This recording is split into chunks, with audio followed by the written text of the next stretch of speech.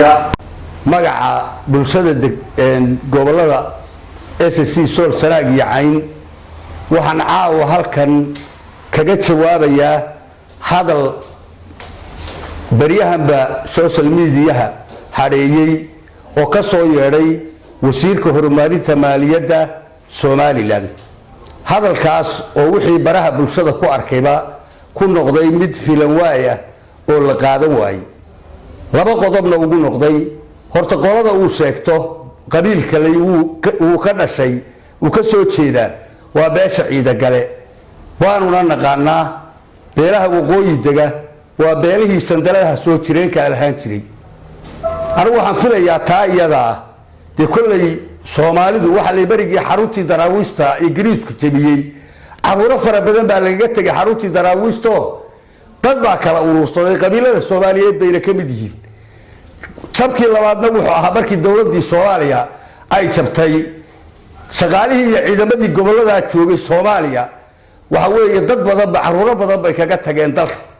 anigu waxaan leeyahay afkaasi hadaanu afkii caruuraha wiilkani ka mid ahayn ma aha dhaqankii ciida gale waanu naqaanaa erayadiisi markaan soo qaato sool waxa ka soo gala wax kootarabaan hadduu cid ka soo galo khamrigu Itoobiya ka yimaada xadkiinu ka soo gala qaadkuna xaqiinu ka soo gala dhaqanna uma lihin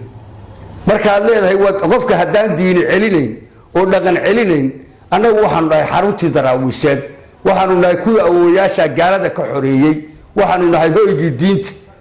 dhaqanka iyagana waa la yaqaanaa dadnimada iyadana waa la yaqaanaa waxa nasiib daraa oo abriyahan ku arkay baraha bulshada madaxsiirada loo xulay madaxtooyada Somaliland qaar kamidii inay ama gabdhaha caayeen ama taariikhdii soo jireenka ahayd ee Soomaaliyeed ahayd ee waqooyi lahaa ee dhaqanka ahayd waxa bari dhaweed maqlay nin wasiir baa wuxuu qoray Sayid Maxamed Cabdullah Xasan buu ku qoray sheekh buu ahaa Saydaan waa taariikhdii Soomaaliyeed ahayd wasiirka maaliyadda waxa leeyahay laascaanood waxa ka soo gala bishii 120 kun aad urursato oo lacaga haddaanay siyaaradii Sheekh Isxaaq lagu sheegay salay baad meesha tibiye waxaan u malaynayaa taasa ko tarabaana taana annaga bixino waanu ka tasanaynaa madaxweynahana waxa leeyahay madaxtooyada ragii ka horeeyay waxay u xul jireen dad dhaqan leh oo diin leh oo edeb leh afka wasiirada mid kamid ku hadla ee xumaanina waa mid adiga bari taariikhda ku galayso afkaagi buu ku hadlayaa waxa weeyaan mas'uuliyadda madaxtooyada haday wasiiradii sida u hadlayaan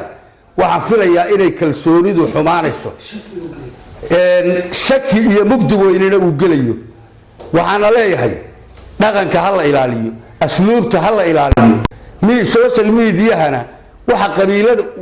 warni wasiir sheeganaya sideebuu gobollo gaar ugu tilmaamaa ama qiil gaar ugu tilmaamaa beesha ciida galana waxaan leeyahay inaad afxumada reer Sheekh Isxaaq qaadataan maanta waa nasiib darro antistaana jawaabteeda waa la idinka sugayaa inaad ka jawaabtaan waxa kaloo nasiib darro wasiirada dhigiisa ee gobolada ka soo jeeda maalin walba wiil asaagoodii inuu dadkooda iyo goboladooda caayo iyana indhaha wasu rogtaan waxaanu leenahay ka jawaaba wasiir baa u jawaaba nin walba dhigiisa u jawaaba yaad u hamranaysaan oo uga hamranaysaan baanu idin leenahay idinkay taariikh xumo idin tahay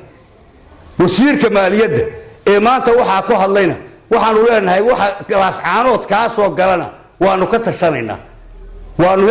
ka tashanaynaa maalinta timaadaan baadna adiga kala mid hina jawaabteeda aad helisan Soomaaliduna waxay ku maahmadaa tubaynba tacabki kaamal wa salaamu alaykum wa rahmatullahi wa barakaatuh